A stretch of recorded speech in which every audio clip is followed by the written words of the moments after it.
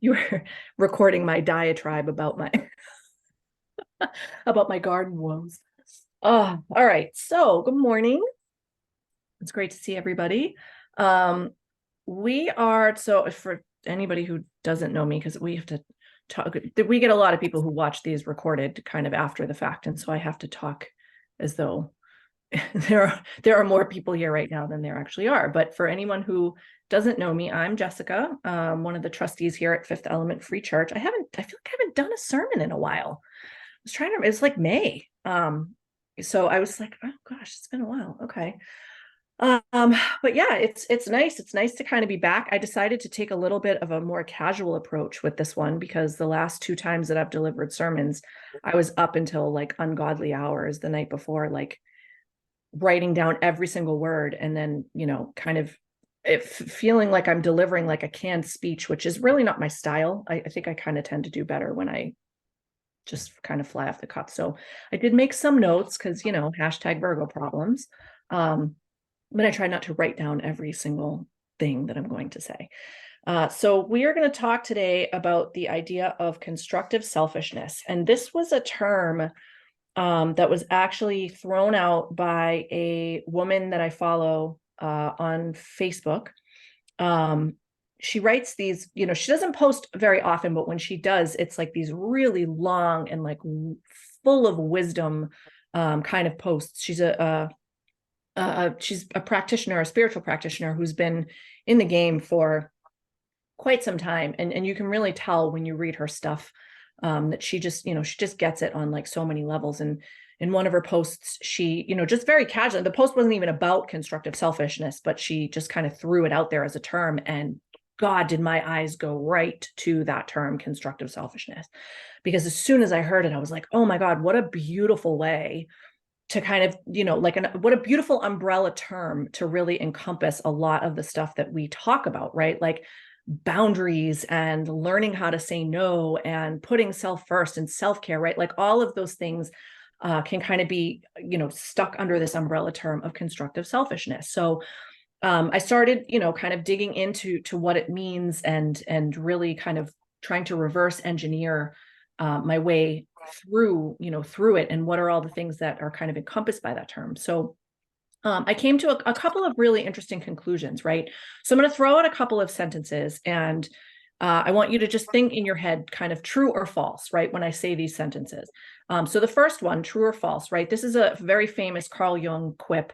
What you resist persists, right? Most people who have, anybody really who's kind of ventured into the world of Jung has heard that one. He's got a lot of really good sound bites, and that's one of his most famous. So what you resist persists, basically meaning that, the more you push back against something, the more you tend to bring it into your experience. And this is kind of simple law of attraction stuff. I find myself having to explain this to my clients very frequently, where the universe doesn't understand nuance. It only understands frequency. And so if you're obsessing about resisting something, right, pushing it away, all the universe doesn't hear that you don't like the thing, right? All that the universe hears is that you're obsessing about the thing. And so the universe is like, oh, okay, bring more of the thing into that person's existence, right? So this comes up a lot when I have clients who are dealing with money issues. They're constantly worried about money. And it's not to discount money worries, because obviously they're very real. But what I see often is that people tend to perpetuate them for themselves, because when you spend your life worrying about money, the universe gives you more things to worry about with regard to your money, because it just matches that frequency, right? And so I work with people a lot on changing mindset and saying like, okay, instead of worrying about like, what's the balance of my bank account, why don't you start focusing that same amount of energy on gratitude for the things that you have?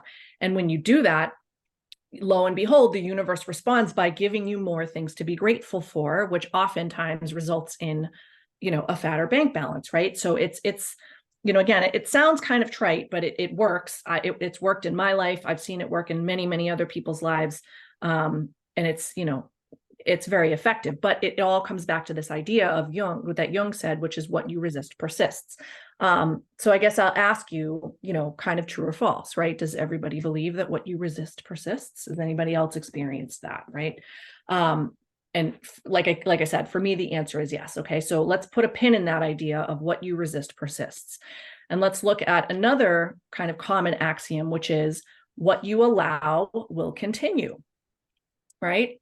So meaning if you sit back and do nothing in the face of some sort of negativity, you are only encouraging it to keep coming at you. Right.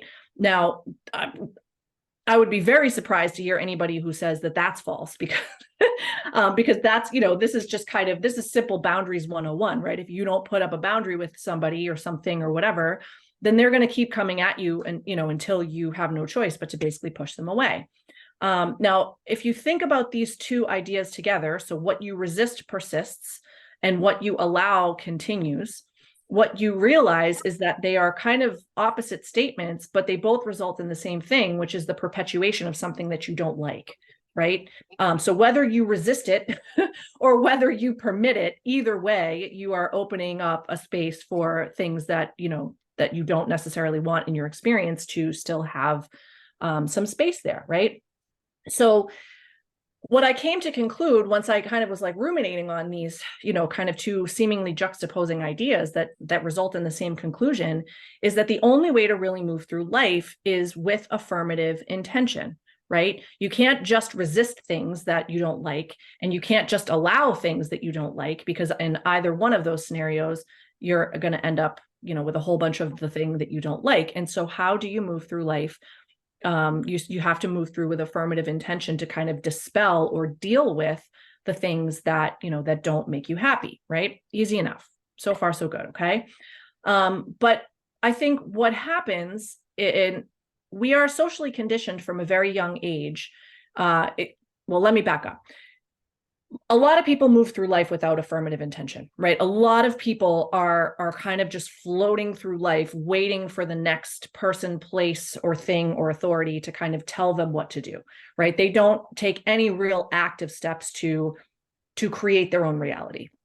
My son would refer to these people as NPCs, right? Non-player characters, the kind of people that are in the background of the video games that you can't see or that you can't control, but they're there and they kind of round out the space. There are unfortunately a lot of those people. Now, I don't expect that any of those people will ever happen upon this video, because why would they, right? But there are those of us who recognize that we do create our experience. We are very much the architects of our own life.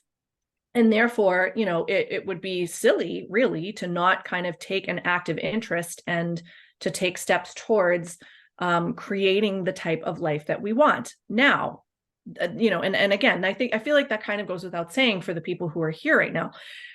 But what ends up happening is, even with the best of intentions, right? Even with the idea of like, okay, I'm going to actively create the life that I want, we are all socially conditioned from a very young age to against the idea of selfishness, right? We are taught from a very, very young age that selfishness is bad, it's negative, it's a sin, right? There's tons of different associations that you can put with selfishness, none of which are terribly good. And so as we continue to walk through our lives, even if we are moving with intention, we tend to want to please others, right? We tend to, a lot of our intentions are focused outward on other people and making sure that they are happy, because of this internalized idea that, I can't be selfish, or if I'm too selfish, then, XYZ will happen. And then you have those lovely people who are just so insanely selfish and they don't even seem to realize that they're selfish.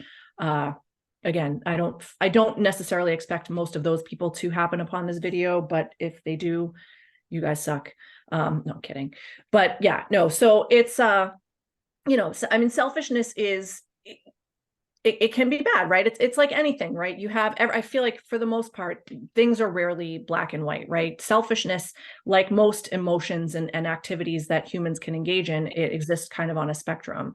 You have on the one end, the constructive selfishness that we're going to kind of talk about. And then on the other side, you have kind of the, I guess, like pathological altruism, right? People who are just like so incredibly giving that, that it becomes problematic for them. And so this is where constructive selfishness can come in and really help, help people move through life in a much more intentional way. What are you saying, Gordon? Hold on. Right. Yes. Perfect. Yeah, that's exactly true. Me first doesn't mean me only. All right. So, you know me, I love to define terms, right? So let's just, as I was going through some of this stuff last night, I mean, I know in my head what constructive selfishness means, but I wanted to define each term individually just to kind of put it out there. So constructive simply means that it serves a useful purpose, right? There's utility in something that is constructive. Constructive criticism, right? You're not just going at somebody to criticize them or be harmful to them, right? You're trying to give them constructive criticism because it's like, all right, look, I'm saying to you that you didn't do this to the best of your ability. However, it's, you know, I'm giving you constructive advice on how to change it so that you can, you know, so that things can be better. You know, you're not just like, again, it's not a full scale attack. It's a, you know, kind of, I'm bringing your awareness to things that could be better with some actual suggestions on how to get there. Right. That's what I think of when I think of constructive. And selfishness is basically just what Gordon said, right? So it's concerned chiefly with one's own pleasure or profit. You know, failure to see past the nose on your own face. Everything is about you and you alone. And again, you know, we are conditioned from a young age to believe that that is an absolutely unacceptable position to take ever. And, you know, I will argue with, you know, till my dying breath that that is not actually true. So that gets me into the astrology portion of my sermon, because no matter how hard I try, I can't really seem to get away from it. It's just something that, you know, that really resonates for me and helps me to explain, to understand the world, but also to explain it to other people. So I'm going to share my screen. Hopefully they're going to let me share my screen. Yeah, okay. Because I know sometimes when you're recording, it doesn't always work. Okay. You guys can all see this, right? Yes. Okay, good. All right, so I'm going to get into what I have affectionately referred to as the Virgo paradox. And I will just kind of preface this whole part of the sermon with a, this has been my life experience, right? Is kind of diving into this and really like learning this, because I have quite a bit of Virgo in my chart. I'm a Virgo rising. I also have a stellium of planets in my 6th house, which is the natural house of Virgo, right? So for anybody watching who speaks astrology, you know that what that means is that I have a very, very heavy Virgo signature, even though I am an Aquarius sun. And Virgo, as it turns out, is a very, very misunderstood sign. Now, I'll also preface this by saying that, you know, you may be sitting there thinking like, well, I'm a Libra or whatever, right? Like this doesn't apply to me. It does. It absolutely does. Because no matter where your sun sits in a chart, no matter where your moon sits, whatever, every single person has Virgo in their chart somewhere. Okay. Now you may or may not have any planets there. However, Virgo rules a whole sector of the sky that, you know, from when you were born, meaning that there is an entire area of your life that you bring Virgo energy to, whether you're aware of it or not, right? So I always laugh when I get people who come to me and they're like, oh, that doesn't matter to me because I'm not a Pisces. And I'm like trust me, you want to get a handle on the Pisces area of your chart. Like you really want to know what that particular sign is affecting, because chances are good you suck at boundaries there and that it's negatively impacted you. But Virgo, same thing. And the same is true for all 12 of the signs, right? So Virgo is an area of your life where in a nutshell, you tend to be way too nice and way too allowing and probably way too self-critical, right? Now, for me, again, this is my 1st house, right? So this is, you know, I'm critical of self, but it's also in my 6th house, you know, where it naturally belongs is the whole idea of like daily work and efficiency and kind of getting yourself through a day. If you have,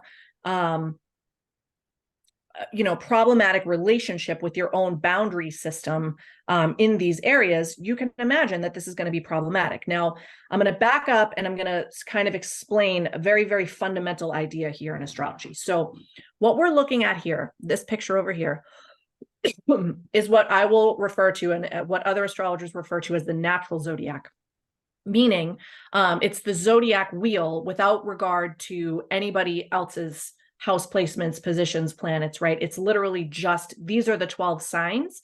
This is the order that they exist in. And that's it, right? There's no planets or anything represented, right? So you see that it starts over here at basically the 9 o'clock spot, what right would be a 9 o'clock spot on a clock. House number 1 is Aries, number 2 is Taurus, number 3 is Gemini, 4 is Cancer, 5 is Leo, 6 is Virgo. And then you see we have a nice line. I mean, there's, you know, it's 12, so there's tons of ways to divide it up. But one of the ways, the most simple way, is to just write in half, right? So we have houses 1 through 6 on the bottom.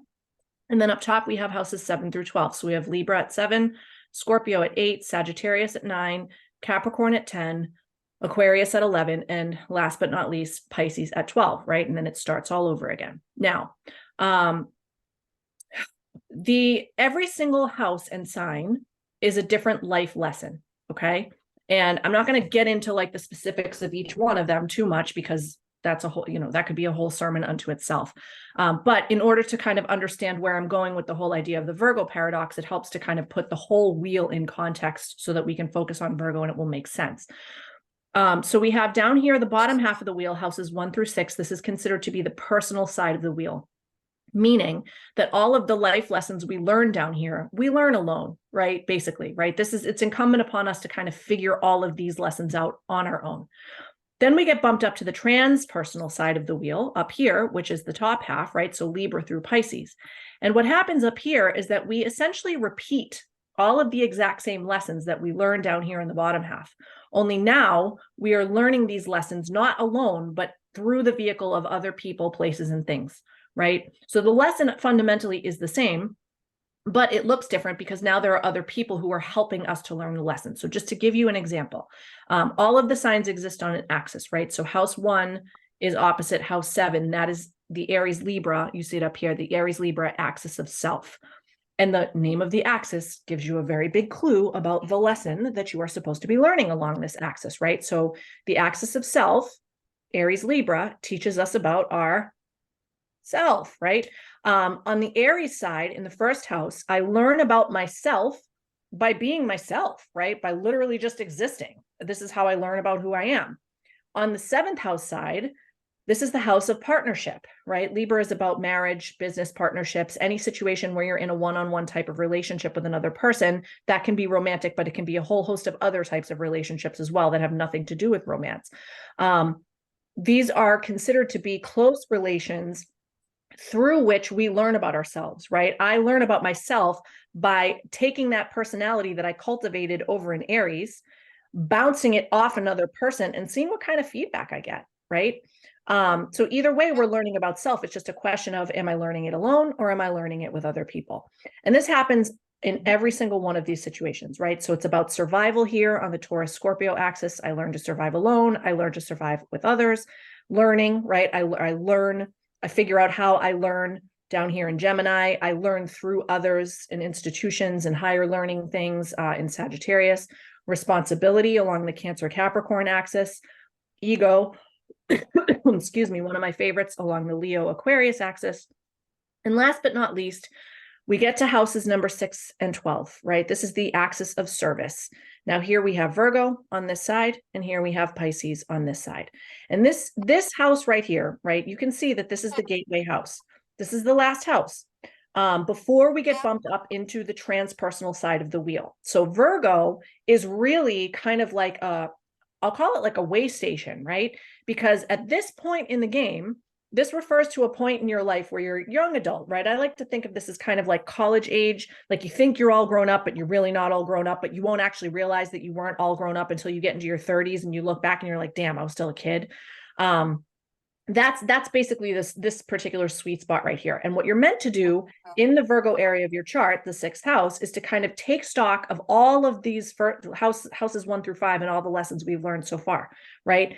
What works, what doesn't work, because I need to learn how to adult now, right? Like there isn't really any turning back. Pretty soon I'm going to get bumped up into this transpersonal side. I might get married. I might get a mortgage. I might go to grad school. I might have a career, right? I might have a public, some sort of public facing something. I may find some sort of spirituality, right? That's all the things that happen up here. But before any of that can really happen to good effect in your life, you need to take stock of yourself and say like, okay, who am I?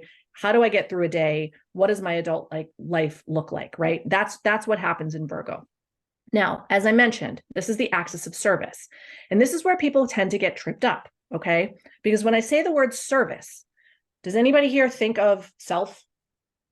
No, right? Most people don't think of service in the context of themselves, right? When I say service, most people are thinking, service to others, charity, right? Donating, volunteering time, right? That's what we think of as service. And it almost always involves other people, right? But I just told you guys that Virgo exists on the south side of the wheel, right? And so what ends up happening, and what a lot of people forget or just never realize to begin with, is that this house is about service to self, right? It is about constructive selfishness. This is where we're supposed to learn this lesson, so that when we get bumped up into the transpersonal side and we start having to go out into the world and dealing with all the people, places, and things, we have a strong sense of self and we know where we need to be putting ourselves first, so that this experiences of houses 7 through 12 doesn't have to suck, right? Isn't a miserable experience. Because what happens, and I don't know if any of you guys know about the tarot, the card that is associated with Virgo is the Hermit card, right? And so what ends up happening is that Hermit association becomes very, very clear if you haven't learned your Virgo lessons, right? If you go out into the world, into the transpersonal side of life, not having learned the art of constructive selfishness, then you will be so resentful and miserable over a period. You'll go through like a part of your adult life and everything will be fine, right? And then eventually you'll get, into your late 30s, early 40s, and you will just start to resent the shit out of everyone around you. You'll resent your spouse, you'll resent your kids, you'll resent your job, right? Everything. And it's, it's the, what I love to call the 3 asshole rule. Like if you meet 3 assholes in a day, it's probably you, right? So it's not all of the other things and people and places that are being bad to you, right? It's you. It's your inability to understand that you're not engaging in constructive selfishness enough. And therefore, when you go out into the world, you're having net negative experiences because you lack boundaries, because you're trying to pour from an empty cup, essentially, right? So we have to come back here to this house, and we have to learn this, and we have to do it repeatedly. Very rarely do I meet a college age person who has mastered these lessons. I didn't even realize that these lessons were necessary until I was in my late 30s. And by then I was already knee deep in, in a nasty addiction.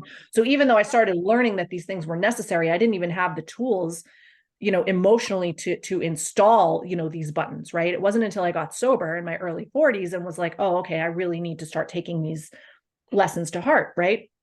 And so, and so this is where the paradox comes in, right? Because when I say service, most people don't think service to self, but that is exactly what Virgo is. It is about service to self. And there is an area in your life where you very likely do not know this lesson, or you periodically forget it, at the very least, right? Because even somebody who has kind of mastered the art of self-care and constructive selfishness, we still, you mess up, right? There are just things that are hard to remember, or new situations come up and you just don't really know how to navigate them. But the paradoxical thing about this is, it's very hard for anybody with any serious type of Virgo placements to say no to others. And people who have strong Virgo energy, and again, you may not have Virgo placements, but you do have Virgo somewhere in your chart. And it is an area of your life where you tend to be very organized and very put together and very in control, right? Virgo prides itself on being very in control of things, sometimes a little too much, right? It can veer towards perfectionism, but there is a natural inclination towards being able to make sense of things here. And so, so what ends up happening, this paradoxical issue comes in where it's like, okay, if I start saying no, right, to other people and, saying yes to myself, I'm not going to have time, right? Like I'm not going to have time to do all this. So just give you an example from my own life. This really hit home for me when I first got sober and really started to dig into motherhood. And I have a host of trauma there, right? Which again could be a whole nother sermon unto itself, but just the specifics of the day-to-day management of my own life and my children's, right? And again, for anybody who doesn't know this, I'm a single mom of 4. My 2 older kids have a very present father who is extremely helpful. I have no complaints whatsoever about him. My 2 younger children do not have a very present father. I mean, he's in the picture, but he sees them very rarely. It's not whatever. He's not helpful. Let's just leave it at that. So, managing, that's a lot, right? In addition to working and having a social life, and all the other things that I need to do to be able to kind of have a well-rounded existence. And so, you know, as I started to realize, like, okay, I'm putting so much energy and time into making sure that my kids have, you know, are living their best life, that I was falling by the wayside, right? You know, I wasn't taking care of myself. And so, you know, but I kept thinking to myself, like, what am I going to do? Like, you know, I don't have time, right? If I take time for myself, then I'm not going to have enough time for them.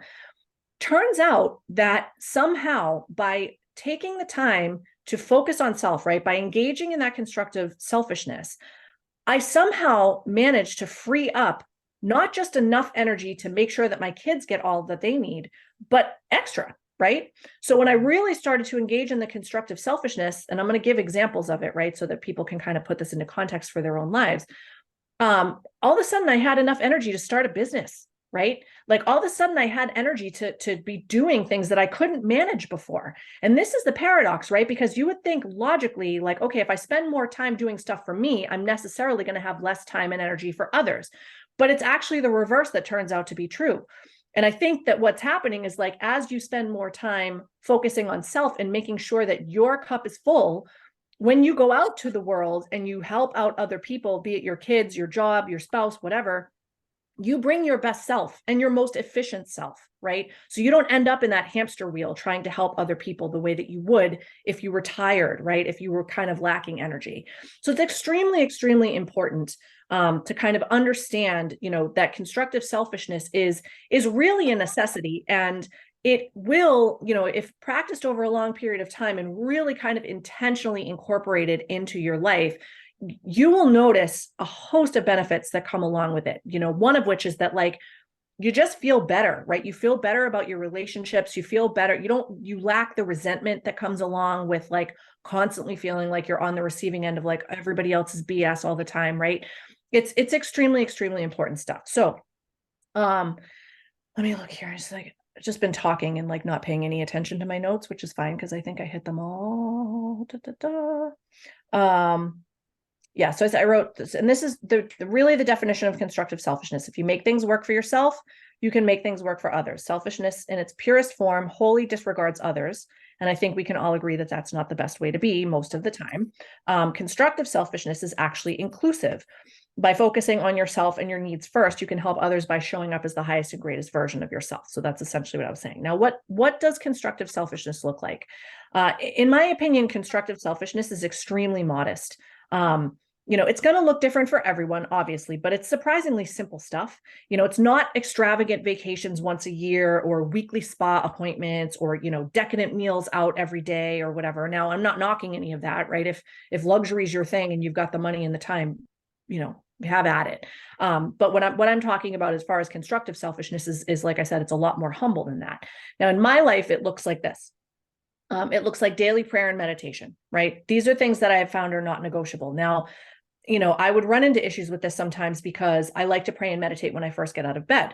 And I have, again, 4 children. And so 2 of them like to sleep very late. And so I don't ever have to worry about them. But the younger 2 are, you know, prone to kind of waking up whenever, right? And so there was a time where I would, you know, kind of let them determine, excuse me, when I woke up, which meant there were many mornings where, like, prayer and meditation got lost. And then I would have to try to work it in at some other point in the day, which is just what, you know, didn't work for me. And so I had to start, like, being an adult and saying, like, I'm going to get up at X time every morning because there's no way that they're going to get up that early, right? So that I would always make sure to get that in. Now, occasionally they surprise me and they get up that early, but it's much more rare, right? So again, this is going back to that whole idea of, like, focused, intentional activism in your own life, right? I don't want to have to I would like to be able to, like, stay in bed, but it's important to me for me to be able to pray and meditate as I first get up and as I first start my day. It sets the tone for my whole day and it makes a huge difference. And therefore I need to be intentional about the way that I move through my life. And I need to get my ass out of bed a little bit earlier, right? At least for now, until my younger kids develop into tweens and like to sleep till 11. Boundaries around your working life. This is a huge one for me also, because you know, everybody here, I think for the most part, is old enough to remember what life was like before, you know, the internet and cell phones and everything, right? Where people worked from 9 to 5 and that was it, right? You went home at 5 and that was the end of your day. Not so anymore, right? Not so anymore at all. Now you're reachable at any time of day, you know, with the kind of rise of working from home and everything else, it's, you can pull up your laptop anytime and kind of be right at work. And that's true whether you work in an office or not. Now, there are plenty of benefits to that, but there are also a lot of detriments, one of which is that a lot of people, myself included, have a very hard time putting up boundaries around when my workday starts and when it ends. Right now, I love the flexibility that all of that provides me, especially as a single mom with 4 kids. But it also means that I have trouble sometimes when I get a client who's texting me at 9:30 at night with a crisis, and I'm like, oh gosh, I have to help this person. No, I don't. Right? Like, no, I don't. And I need to be really clear with myself about that kind of stuff. Right. So that's a big one, is if you struggle with that, really kind of saying to yourself, like, okay, my workday ends at 6 or whatever it is, right? And people are free to email and text or whatever, but I don't have any obligation. I'm not putting any obligation on myself to respond to those people until I'm damn good and ready, which is probably going to be the next morning. Drinking enough water. I mean, that one kind of goes without saying. We're all walking around, like a bunch of dehydrated raisins for the most part. Taking an active interest in your health. Now, this means spiritual, physical, emotional, and mental health, right? All of them.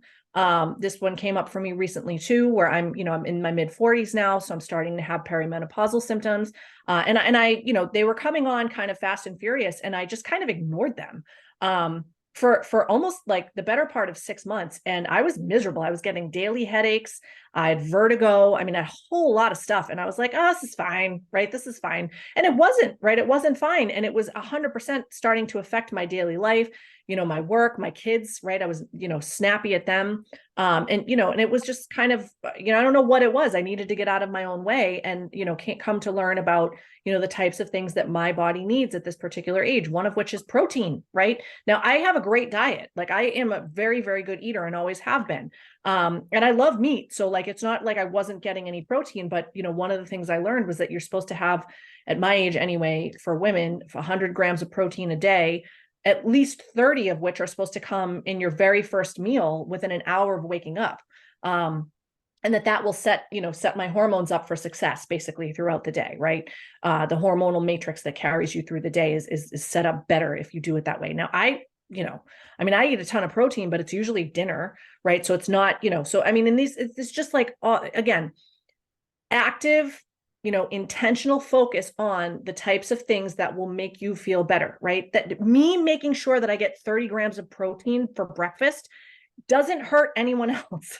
Not only does it not hurt anyone else, but it helps everyone around me because I'm in a better mood, right, throughout the day because I did that. Okay. Simple stuff. And that is technically constructive selfishness, but it's really not that big of a deal at the end of the day. Saying no, right? Boundaries. This is a huge one for me. I always say to my kids, and I have a hard time following it myself, I'm getting better, but I always tell my kids, if it's not a hell yes, then it's a hell no, right? If you do not agree to whatever it is that's being presented to you with every fiber of your being, then it's a no, right? How many of us are guilty of kind of like, okay, right, getting involved in like things that really just kind of feel lukewarm to us, only to find out on the back end, like, oh, I should have said no to that, right? To start to build those resentments. I'm so incredibly guilty of that, right? So it comes down to a boundaries thing. Cutting out toxicity, even if it means distancing yourself from your loved ones. This one's tough for people. I can point to examples in my own life. I have, I'm not the only person who suffers from the disease of addiction in my family. I have several family members, some very close, who are in the throes of their own addictions right now. And I have had to put that boundary up, and it sucks, it really hurts. But I can't have that type of toxicity in my life, for my own sobriety, for my children's health, all of it. And that is a form of constructive selfishness for sure. And my last example is standing up for your own beliefs and values. This one's big, right? I think any of us who've been through this whole COVID debacle the last few years and coming out the other side of it. I saw a video, I've seen it, it's been circulating for a little while, and I don't even know who it is or what, but it's come up on my news feed, and it's just this kind of talking head who's, just kind of showing appreciation for all the people who resisted the vaccine and everything. And, it just really kind of being like, this was the most psychologically aggressive thing that's ever been kind of like foisted upon a population. And so for, all of the people who really stood in their beliefs and, withstood that pressure, like, kudos to you kind of thing. Right. And that's just one example. I mean, it's kind of the biggest example, I think, of our time. And I think as time goes on, we'll start to realize just how significant it is that, that we are those people. But, this comes up on a smaller scale in our lives every day, right? The idea of, standing up for my beliefs and my values, even when they go against the mainstream, especially when they go against the mainstream, right? That is a form of constructive selfishness, because there's no more shitty feeling than knowing that you compromised your own beliefs and your own values. You didn't stand for them, right? That's, so did you ever really believe in them in the first place? That really kind of erodes your self-worth over time. So, I'm a big proponent of exercising my constructive selfishness that way. So, let me see here. I think I'm done. The last thing I have. So each one. Okay. Yeah. So again, everything I've said, constructive selfishness, good, selfishness exists on a variant. You have really, really selfishness, really bad selfishness, right? That's just gross. Then you have the people who have that kind of, like I said, pathological altruism. And then somewhere in the middle is a constructive form of selfishness. And we really do owe it to, to ourselves, to our creator, to all of the people around us, to engage in constructive selfishness and to constantly evaluate and reevaluate where we stand with it. Because I firmly believe that every single person here on earth has gifts, right? We are all here for a reason. And it is so sad. One of the saddest things that I think about humanity and this existence is how many people live and die entire lifetimes, never, ever, ever having woken up to their gifts, never once realizing how incredibly powerful they were, what they could have done, but didn't, right? The amount of wasted potential that kind of exists here on earth is something that I almost can't even let my brain go there, because it's like too sad. But I do firmly believe that each one of us has unique gifts that we are here to share with the world. And constructive selfishness is it's not bad, right? That type of selfishness is exactly what we need. And it helps us to have a stewardship over that gift, over those gifts, right? It allows us the space to be able to, to bring those gifts to the world. Otherwise, we're just going to get covered in trauma and sink, right? So, that's it for sermon. I have a meditation if anybody wants to stick around for it. It's pretty simple. It's only 10 minutes, and I'm going to go over to, it's here on this YouTube screen. I started it already. It's not me, it's someone else. And it's basically, I did some searching for guided meditations around the idea of constructive selfishness. I didn't find anything that was that specific, but I did find this one on self-care.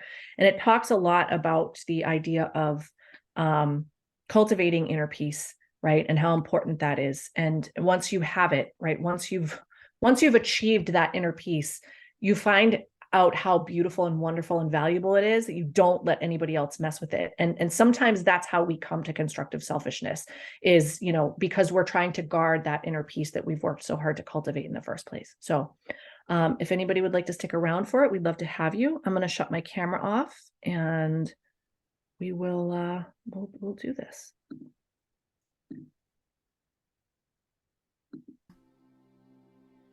And when you're ready, softly close your eyes and begin to turn your awareness inwards.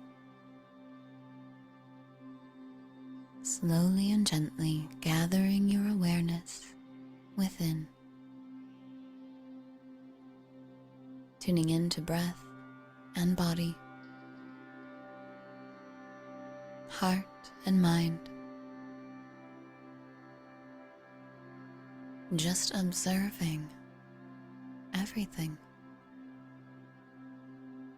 Letting whatever you notice be okay as it is. Nothing to judge, nothing to change. Just all love to accept, to support, to allow, and to uplift.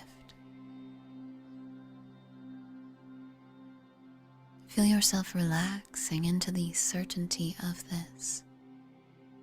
The certainty of knowing you are where you're meant to be. And the time is right for you to be here now, turning your awareness within. letting everything else be. This time is for you.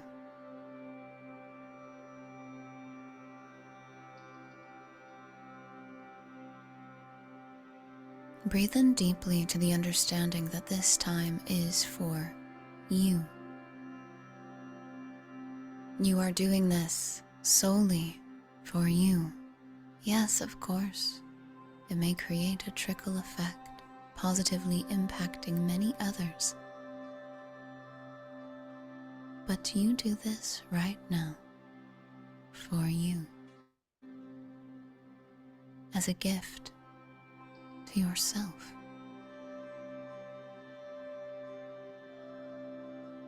Feel your desire for peace within you.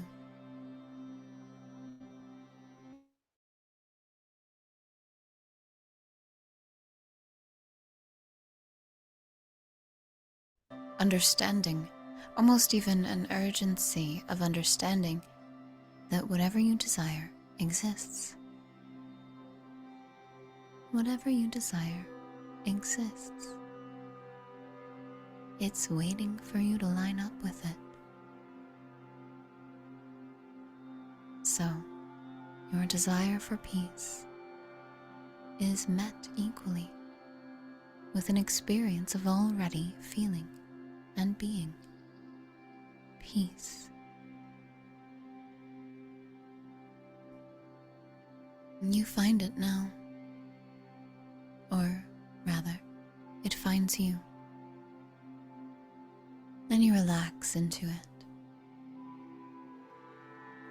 You and your peace, enjoying the moment, being one with each other.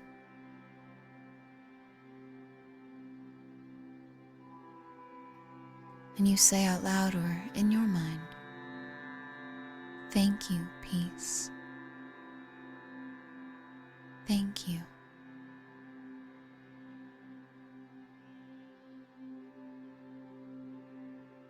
You feel an immense appreciation for peace in all its many forms.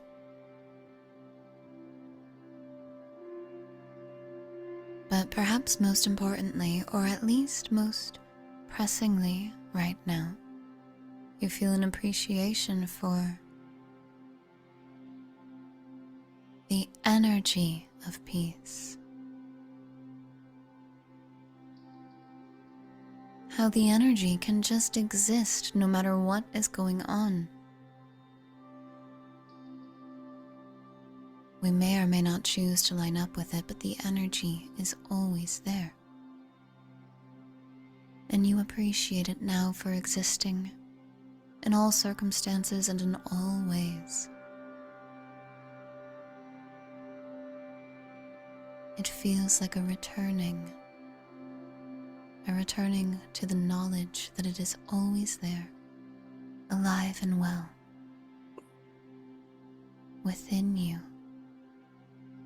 now, and in every moment. Affirm to yourself, peace is within me.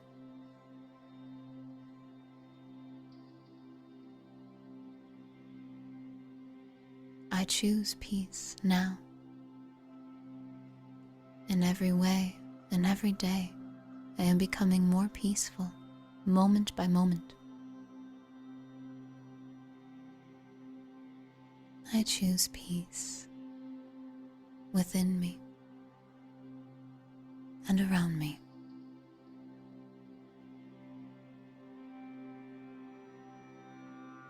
I will leave you for a few moments now to just enjoy how this feels. Reveling in the feeling of peace and in how you just lined up with it. You found it there within you all along.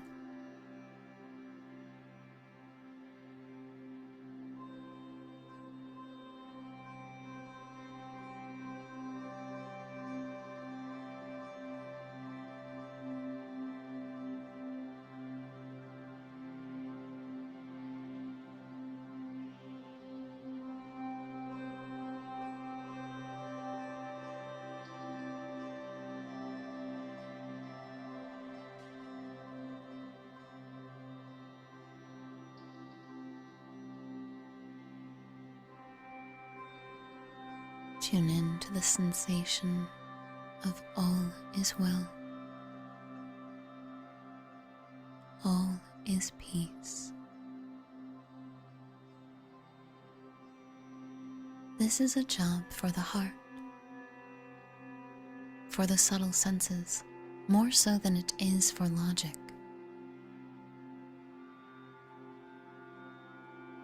Trust your subtle senses as they feel into the world of peace, the world of acceptance, and how that world is always overlapping with the one that we have created, that in fact is waiting for us to create again moment by moment, to choose peace always, to choose love always.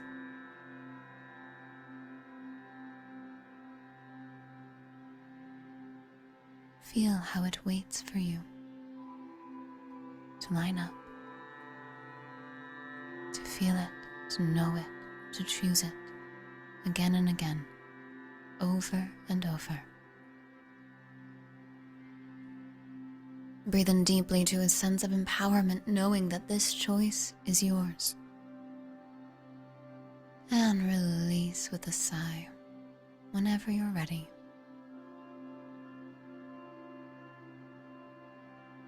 Feeling your inner power to line up with peace. Stay present and connected to that feeling as you really take your time coming out of this, carrying this peaceful feeling with you as you slowly begin to roll your shoulders, wiggle your fingers and your toes, and when you're ready, open your eyes back to the world around you. Wonderful job today. Thank you for being a beacon of peace in this world.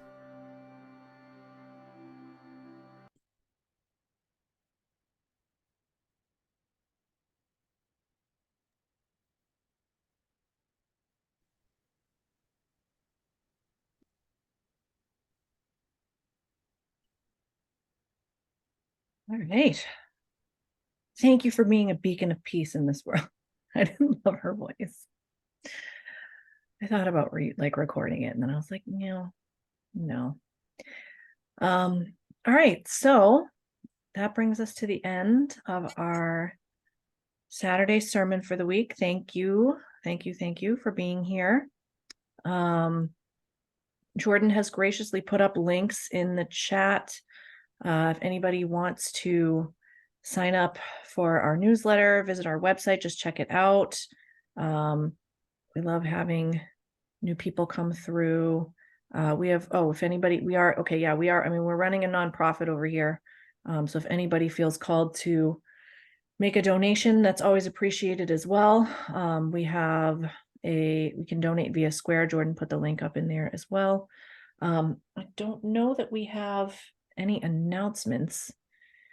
We're going to start very soon. I think maybe even as early as next week. I need to double check the calendar, but we're going to start having some guest sermons over the summer.